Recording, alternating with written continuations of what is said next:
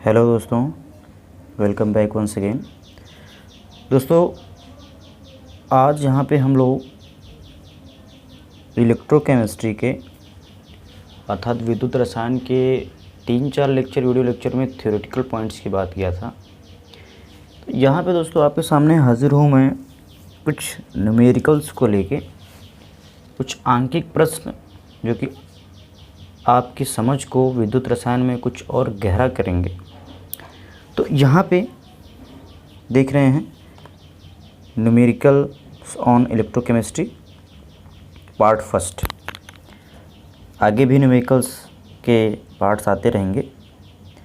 तो EMF of cell and नॉट्स equation पर ये कहीं न कहीं आपको क्वेश्चंस देखने को मिलेंगे। ईएमएफ का अर्थ है दोस्तों इलेक्ट्रोमोटिव फोर्स। इलेक्ट्रोमोटिव फोर्स मतलब विद्युत वाहक बल। विद्युत वाहक बल का आशय है दोस्तों कि जो हम ई सेल की गणना करते हैं ना, ई सेल या ई नॉट सेल, उसी की बात यहाँ पर किया जाता है। उसी को हम ईएमएफ टर्म देते हैं। तो कुछ यहाँ पे क्वेश्चंस हैं, अपन को ज़रा समझिएगा। उस सेल का ईएमएफ ज्ञात कीजिए जिसमें निम्नलिखित अभिक्रिया होती है। ठीक है, हमको क्या निकालना है? ईएमएफ निकालना है उस सेल का जिस सेल में ये अभिक्रिया हो रही है। इनके आप देख रहे हैं ई नोट्स दिए हुए हैं, मतलब standard reduction potential. Standard reduction potential मतलब एसआरपी, स्टैंडर्ड रिडक्शन पोटेंशियल का मान यहाँ पे आपको दिख रहा है, दिया हुआ है बिल्कुल से। इसकी वैल्यू ये, इसकी वैल्यू ये। आपको मैंने ईएमएफ या इसी को मैं क्या बोल रहा हूँ, ई सेल,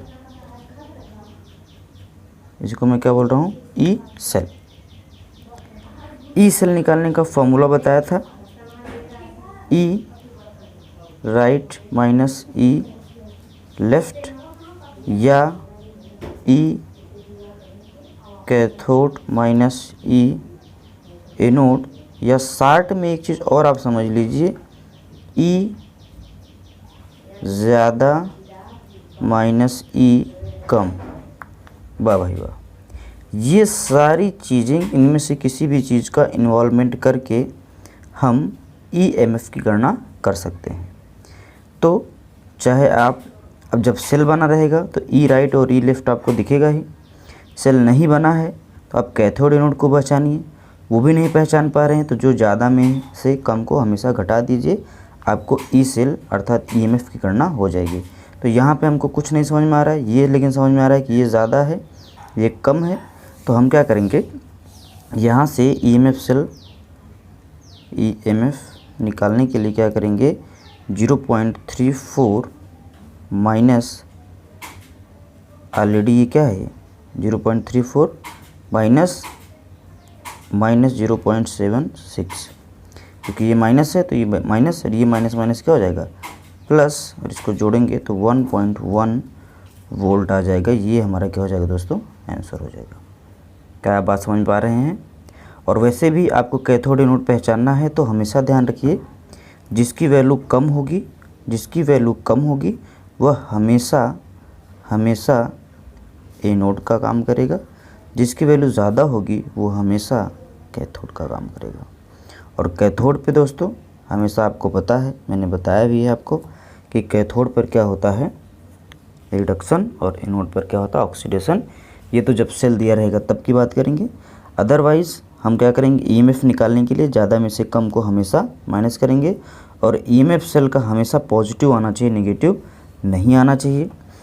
और हमको कैथोड और एनोड पहचानने में भी कोई तकलीफ़ नहीं होनी चाहिए कि जिसकी वैल्यू ज़्यादा है वो कैथोड, और जिसकी वैल्यू कम है वो क्या हो जाएगा दोस्तों, एनोड हो जाएगा। चलिए दोस्तों, नेक्स्ट क्वेश्चन यहाँ पे देखते हैं हम लोग। नेक्स्ट क्वेश्चन यहाँ पे आप देख पा रहे हैं कि निम्न में से किस अभिक्रिया में ऑक्सीकरण एवं अपचयन हो रहा है, लिखिए। निम्न में से किस अभिक्रिया में ऑक्सीकरण और अपचयन हो रहा है, लिखिए। दोस्तों बहुत आसान सा ये कॉन्सेप्ट है, मैंने आपको प्रारंभिक वीडियो लेक्चर्स में बताए थे कि जब इलेक्ट्रॉन कभी भी दाएं तरफ लिखा जाए, एरो के दाएं तरफ इलेक्ट्रॉन आपको दिख जाए, एरो के दाएं तरफ इलेक्ट्रॉन आपको दिख जाए, तो मान के चलिए कि वहाँ पर क्या हो रहा है दोस्तों, ऑक्सीडेशन की कहानी चल रही है। और अगर बाएं तरफ दिख जाए इलेक्ट्रॉन, बाएं तरफ दिख जाए इलेक्ट्रॉन, तो वहाँ पे रिडक्शन अर्थात अपचयन की कहानी चल रही है।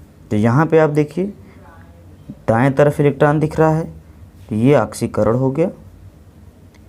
यहाँ पर बाएं तरफ इलेक्ट्रॉन मतलब दिख रहा है, क्या हो गया, अपचयन हो गया। ये तो शार्ट तरीका है दोस्तों।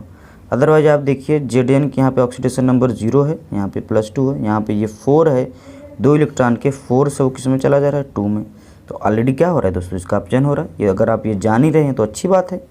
अदरवाइज आप इसको शार्ट में इस तरीके से कर सकते हैं कि दाएँ इलेक्ट्रॉन तो ऑक्सीकरण, बाएँ इलेक्ट्रॉन तो क्या हो जाएगा दोस्तों, अपचयन। चलिए दोस्तों नेक्स्ट क्वेश्चन पर बढ़ते हैं। यहाँ पे देखिएगा क्वेश्चन नंबर 3 है, दिया हुआ है रेडॉक्स अभिक्रिया ये दी हुई है, इसके ई नोट्स की वैल्यू दी हुई है और पूछे उक्त अभिक्रिया होगी या नहीं कारण सहित समझाइए। आपसे कहा है उक्त अभिक्रिया होगी या नहीं कारण सहित क्या करना है दोस्तों, समझाना है। तो बात को यहाँ पे ध्यान रखना है। अभिक्रिया को वापस में नीचे लिख रहा हूँ, Zn2+ से बन रहा है Fe2+ Zn। ठीक है दोस्तों, यहाँ पर देखिए इसका क्या हो रहा है, ऑक्सीकरण हो रहा है, ये हमको दिख पा रहा है। यहाँ पे इसका क्या हो रहा है दोस्तों, अपचयन हो रहा है। वैल्यू E0 की दी हुई है ना, यहाँ पे माइनस है, और इसकी E0 की वैल्यू दी हुई है -0.44 वोल्ट। देखिएगा अगर दोस्तों ई सेल हम यहाँ से निकालें, ई सेल की गणना करें, तो मैंने अभी आपको बताया ज़्यादा में से कम को घटाना है, तो ये ज़्यादा है -0.44 माइनस, फिर ये -0.76 वोल्ट, ये माइनस माइनस क्या हो जाएगा दोस्तों, प्लस हो जाएगा 0.76, ये प्लस और ये माइनस माइनस हो जाएगा, तो 0.76 में से 0.44 घटाएंगे तो आपको 2 और ये 3 -0.32 वोल्ट मिलेगा। और कभी भी ई सेल मैंने आपको बताया होगा कि नेगेटिव नहीं आनी चाहिए। ई सेल नेगेटिव आ गई, ई सेल नेगेटिव अगर यदि आ जाती है तो इसका मतलब सेल क्या है, गलत है, या वह सेल काम नहीं कर रही है, काम नहीं कर रही है, अर्थात यह अभिक्रिया नहीं होगी, यह अभिक्रिया नहीं होगी। यहाँ पर भी आप देख सकते हैं दोस्तों, ये कम है तो ये कैथोड का काम कर रहा है, ये ज़्यादा है तो कैथोड का काम कर रहा है, ये कम है तो एनोड का काम कर रहा है। और एनोड पर हमेशा क्या होता है, ऑक्सीडेशन, और कैथोड पर क्या होता है दोस्तों, रिडक्शन। क्या यहाँ पर ये भी हो रहा है, ये देखिए आयरन पर ऑक्सीडेशन हो रहा है, जबकि आयरन पर रिडक्शन होना चाहिए।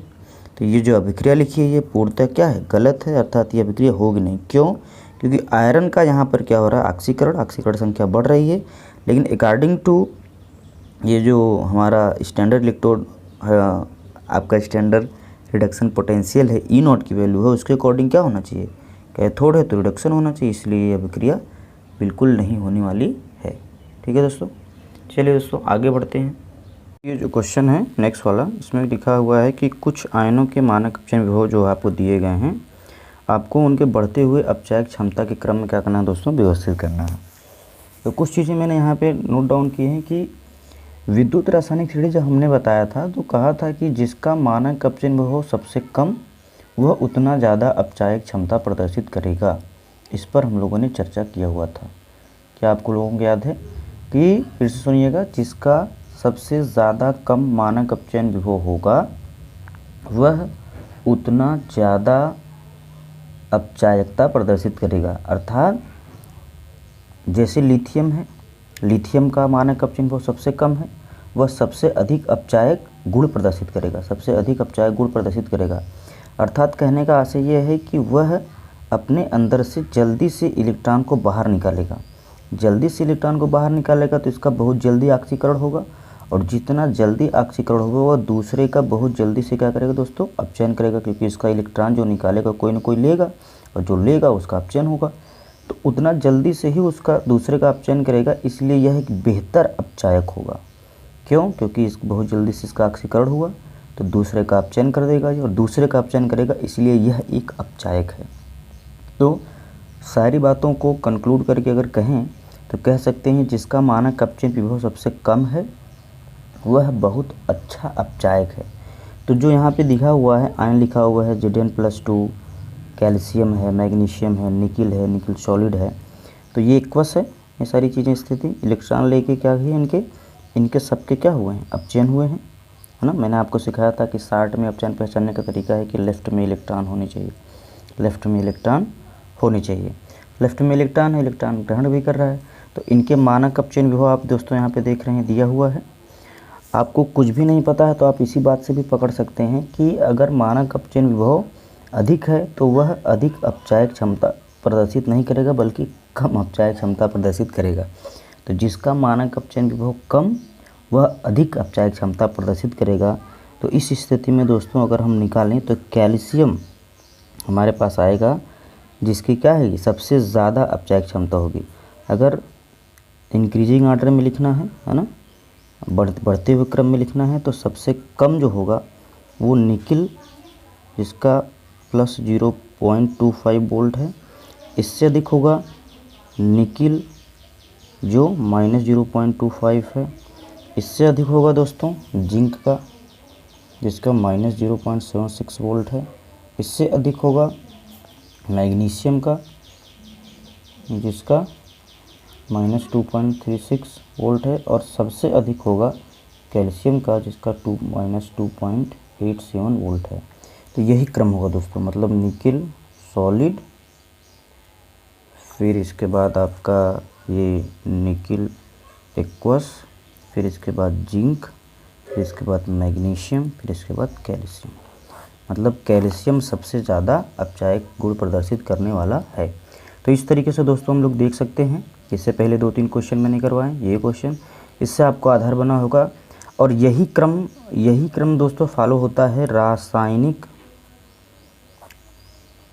सक्रियता का। तो इसको भी ध्यान रखिएगा, रासायनिक सक्रियता और अपचायक क्षमता दोनों का सेम पैटर्न है। दोनों का दोस्तों क्या है, सेम पैटर्न है। मतलब रासायनिक सक्रियता बढ़ेगी, अपचायक क्षमता भी बढ़ेगा, अपचायक क्षमता भी बढ़ेगा। अर्थात जिसका सबसे कम मानक अपचयन विभव वह ज़्यादा सक्रिय और ज़्यादा अपचायक क्षमता प्रदर्शित करने वाला होगा। आई होप कि दोस्तों ये सारी चीज़ें आपको क्लियर होंगी।